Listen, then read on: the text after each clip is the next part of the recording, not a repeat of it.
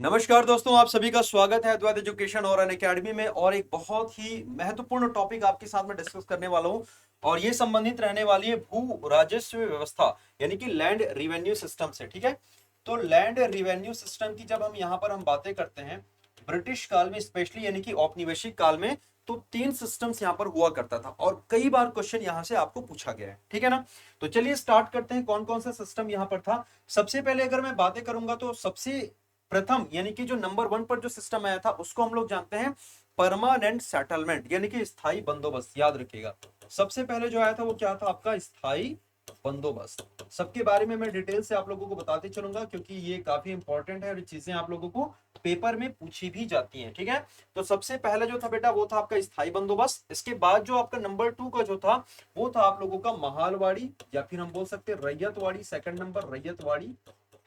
ठीक है, इसके बाद फिर हम देखेंगे यहाँ पर महालवाड़ी। महालवाड़ी,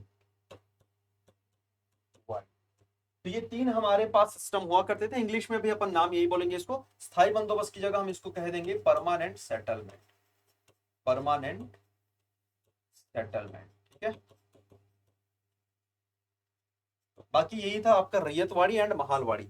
क्या था सर, क्या क्या इनकी खासियत थी, क्या क्या इनकी कहानी थी, इसको हम लोग समझने की कोशिश करेंगे। एक बार एक काम करते हैं, पहले मैप के माध्यम से हम पूरा देख लेते हैं कि कहां पर क्या क्या चीजें लगाई गई थी। इसके बाद इसके बारे में मैं आपको डिटेल में आप लोगों को बता दूंगा। तो अपन पहले एक काम करते हैं, इंडिया का एक मैप बना लेते हैं ये इस प्रकार का। ये अपन इंडिया का, क्योंकि यार देखो मैप से याद रखोगे ना तो आपको बहुत सारी चीजें वैसे ही याद रहने वाली, राइट। तो आप लोग मैप से याद रखिए तो आप लोगों को याद रहेगा। हालांकि ये अभी वर्तमान भारत है, उस समय का भारत में बांग्लादेश पाकिस्तान एंड ऑल सब एक साथ हुआ करता था। तो अपन मान के चलते हैं कि सर ये सब चीज कंक्लूडेड है, एक साथ है करके। तो सबसे पहले इन क्षेत्रों पे जो लगाया गया था इसको हम लोग जानते हैं किसके रूप में, परमानेंट सेटलमेंट। मैं शॉर्ट में लिख रहा हूँ, आप लोग प्लीज यहाँ से प्रीवियस वाले स्लाइड से आप लोग देखिएगा, है ना। इसका मतलब क्या था आप लोगों को, यहाँ से परमानेंट सेटलमेंट यानी कि स्थायी बंदोबस्त।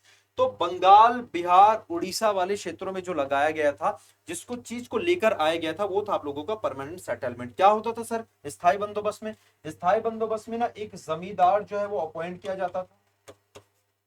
अंग्रेज जो है एक जमींदार लेकर, मतलब एक ऑक्शन होता था, कहा जाता था कि भाई आप में से कोई एक जमींदार रह जाइए। एक नीलामी प्रक्रिया होती थी और जमींदार को सौंप दिया जाता था कि तुम जो है मुझे इन पर्टिकुलर क्षेत्रों से, जहां पर ये सिस्टम लगाया गया था, इन क्षेत्रों से किसानों से वसूल कर तुम मुझे लगान यानी कि टैक्स दोगे। आपने एक मूवी भी देखी होगी जिसमें से लगान आपने, तो उसमें बोला जाता है ना दुगना लगान देना पड़ेगा। तो उन्हीं लगान यानी कि उन्हीं टैक्सेस की यहाँ पर हम बातें करने वाले हैं। इसमें एक नियम भी आता था, यदा कदा आप लोगों को पूछा जा सकता है, सूर्यास्त का नियम। ठीक है ना, इस नियम को याद रखिएगा, सूर्यास्त का नियम, ये चीजें पूछी जा सकती है। तो सूर्यास्त का नियम क्या था, सूर्यास्त का जो नियम था इसके तहत किया यूं जाता था कि इन जमींदारों से कहा जाता था आप नियत समय तक यानी कि शाम ढलने से पहले यदि आपने हमको लगान नहीं दिया तो हम जो है आपकी जो लगानी यानी कि आपकी जो जमींदारी वो छीन लेंगे और तुम्हारी जगह हम किसी और को दे देंगे। तो ये सिंपल एक रूल था। जमींदारी यानी कि जिसको परमानेंट सेटलमेंट कहा जाता था, स्थायी बंदोबस्त कहा जाता था। और यह जो सिस्टम है वो लेकर आया गया था, उस बंदे का नाम था लॉर्ड कार्नवालिस। याद रखिएगा क्या नाम था, इनका नाम हुआ करता था लॉर्ड कार्नवालिस। और ये जो कार्नवालिस थे ना, यही भारतीय सिविल सेवा के जनक के रूप में भी जाने जाते हैं, है ना। 1793 के दौरान जो है इनकी भारत में लाइक मेन जो रोल आपको देखने को मिलेगा, तो उसी समय इसको जो है लेकर आया गया था। इसके बाद एक व्यवस्था आती है मेरे दोस्त, जिसको हम लोग जानते हैं रैयतवाड़ी के रूप में। तो रैयतवाड़ी जो है आपको कहां पर देखने को मिलेगा, वो इस क्षेत्र में देखने को मिलेगा। स्पेशली अगर मैं बातें करूं तो उस समय ये बॉम्बे कहलाता था ये, हालांकि अभी महाराष्ट्र हो गया है, महाराष्ट्र एंड गुजरात, तो बॉम्बे। और इस पूरे क्षेत्र को हम लोग जानते थे मद्रास के रूप में। वन बाय वन आप लोग मेरे साथ नोट करते चलिएगा, मेरे साथ साथ पैरेलली, है ना, रिकॉर्डेड वीडियो चूंकि, तो आप आराम से देख के इसको आप अपने कॉपी में और किताबों में बढ़िया सा इसको सजाइए और बनाइए और आप भी इसको नोट करिए। कहीं ना कहीं अगर इस पर्टिकुलर सेक्शन से प्रश्न अगर आएगा तो जरूर आपसे बनेगा, वहां से छूटेगा नहीं, वहां से स्किप नहीं होगा। और आजकल ऐसे क्वेश्चंस बहुत पूछे जा रहे हैं। हाल ही में सीजीपीएससी, झारखंड पीएससी और एसएससी के एग्जाम में यहाँ से क्वेश्चंस आपको देखने को मिले हैं। इस सिस्टम की अगर यहाँ पर हम बातें करते हैं तो रैयत का मतलब होता है मेरे दोस्त किसान की, यहाँ पर हम बातें कर रहे हैं ना। रैयत जो होता है वो किसानों से संबंधित है। ये रैयत का मतलब होता है किसान यानी कि फार्मर, जिसको पेसेंट भी कहा जाता था, राइट। अब यहां पर हुआ यूं कि ये जो रेट थी यानी कि जो लगान की जो दरें थी, वो सीधे सीधे तौर पे जो किसान है वो किनको देंगे, वो सीधे सीधे अंग्रेजों को, क्योंकि सिंपल यहाँ पे कंपनी काम किया करती थी, बीच में कोई बिचौलिए नहीं रहेंगे, कोई इस प्रकार से जमींदार नहीं रहेगा, ये जो किसान है ना सीधे सीधे अपनी जो कीमतें रहेंगी, जो भी रेट तय किया जाएगा वो किनको देंगे, यहाँ पर सीधे सीधे अंग्रेजों को देने वाले थे, यानी कि कंपनी को देने वाले थे। तो इस सिस्टम को कहा गया रैयतवाड़ी। अगर हम इसकी बातें करते हैं तो जो प्रमुख जो लोग हैं उनकी अगर बातें करी जाए तो टॉमस मुनरो, ठीक है, and captain read. Captain read, आप लोग फटाफट इसको नोट करिए, है ना, ताकि क्योंकि जब मैं मिटाऊंगा तो आप लोगों को फिर दिक्कत ना हो, इसको फटाफट आप लोग नोट कर सकते हैं, ठीक है। इसके बाद हम लोग आगे बढ़ेंगे, वंस यू नोटेड फिर हम यहां से आगे बढ़ेंगे। चलिए, आई गेस हो गया होगा आप सभी का।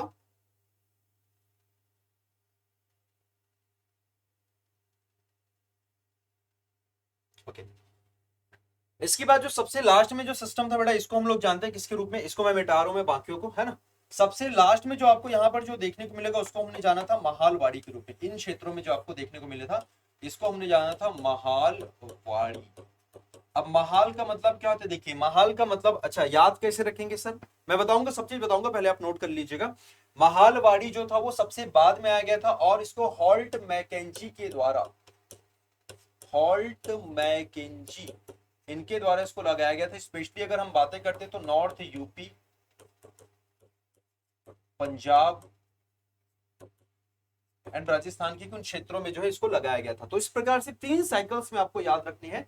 सबसे पहले ये लेकर आया गया था 1793 के दौरान, 92-93 के दौरान, है ना। देन इसको ये लेकर आया गया रैयतवाड़ी, जो कि आपका 1820 के आसपास इसको लेकर आया गया, और 1822 1822 के आसपास जो है ये व्यवस्था आपको लेकर आई गई। नाम मैंने बताया, यहाँ पर लॉर्ड कॉर्नवालिस थे, यहाँ पे जो थे Thomas Munro and captain Read हुआ करते थे। ये व्यवस्था जो लेकर आए गए वो हॉल्ट मैकेंजी के द्वारा लेकर आई गई।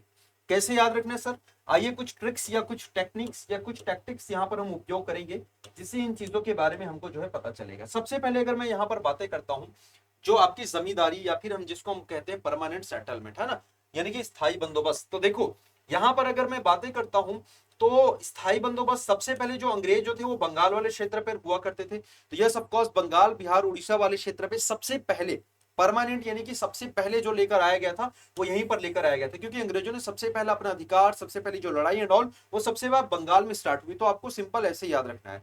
दूसरा, अगर आप रैयत की अगर आप बातें करेंगे तो आज सेशन में एक स्टूडेंट ने भी बहुत अच्छा किया, कई बार स्टूडेंट की तरफ से भी ट्रिक्स आ जाते हैं। तो एक स्टूडेंट ने कहा कि सर रायता, और रायता आपका जो है किस प्रकार का आइटम है, एक पानी वाला आइटम है, साउथ में ज्यादा चलता है। तो आप यहां से ऐसे याद रख सकते हैं, रैयत से रायता। साथ ही साथ अगर यहां पर मैं बातें करूं तो बंगाल, सॉरी, तमिलनाडु एंड महाराष्ट्र, तो यहाँ के जो किसान है काफी समृद्ध हैं। नो डाउट यहाँ पे यूपी एंड पंजाब में भी है, बट यहाँ के किसान काफी समृद्ध। और एक ऐसा टाइम था जब किसानों का जो पर्याय है वो महाराष्ट्र एंड ऑल साउथ को गिना जाता था, यानी कि उनको कहा जाता था। तो आप ऐसे भी याद रख सकते हैं कि किसानों के लिए प्रसिद्ध था ये क्षेत्र। तो ये दोनों का दोनों जो क्षेत्र है वो आप लोगों को कहाँ से मिलेगा, बंगाल, सॉरी, महाराष्ट्र यानी कि आपका बॉम्बे एंड मद्रास आपका रैयत से संबंधित था। महाल की अगर मैं बातें करता हूं तो जो महल हुआ करते थे आपको राजस्थान एंड ऑल इन क्षेत्रों में आपको महल वाला क्षेत्र ज्यादा देखने को मिलेगा। इसलिए महालवाड़ी जो व्यवस्था थी आपको आपको नॉर्थ में और विशेषकर पश्चिम क्षेत्र में आपको देखने को मिलेगी, यानी कि नॉर्थ और पश्चिम वाला जो क्षेत्र था ये महालवाड़ी व्यवस्था के लिए प्रसिद्ध था। महालवाड़ी व्यवस्था की अगर यहाँ पर हम बातें करते हैं तो ये व्यवस्था जो थी लगभग भारत के 30% हिस्सों में, ये व्यवस्था लगभग भारत के 50% हिस्सों में, और ये व्यवस्था भारत के लगभग 19 से 20% हिस्सों में जो थी वो फैली हुई थी। तो कई बार ये भी आप लोगों को पूछा जा सकता है कि कौन सी व्यवस्था कहां पर कितनी फैली हुई करके, ठीक है। तो इन चीजों के बारे में आप लोगों को याद जरूर रखना है। साथ ही साथ अगर यहाँ पर मैं आप लोगों को बताऊं तो महाल जो होता था विशेष तौर पे एक गांव के किसी मुखिया को, जैसे किसान यहाँ पर आपस में दे देते थे, यहाँ पर महालवाड़ी व्यवस्था में गांव के किसी एक मुखिया को कहा जाता था कि भैया आप जो है कलेक्ट करिए पूरा टैक्स और उसके बाद हमको दे दीजिए करके, है ना। तो गांव के किसी एक मुखिया को यहाँ पर नियुक्त या फिर अपॉइंट किया जाता था, उसके बाद से जो वह टैक्स या फिर आपका जितना भी लगान होता था वो वसूल करके उन लोगों को दे देते थे। ठीक है बेटा, तो उम्मीद करता हूं कि चीजें आप लोगों को समझ आई होंगी। आने वाले एग्जाम में कहीं ना कहीं चीजें आपसे पूछी जा सकती कि किस प्रकार से व्यवस्थाएं हुआ करती थी। तो इन चीजों को आप लोग नोट जरूर करिएगा, बने रहिएगा हमारे साथ अद्वैत एजुकेशन के संग, और रात में जुड़ना ना भूलिएगा स्पेशल क्लास में रात्रि 9 PM पे। Thank you so much, take care, bye bye, जय हिंद।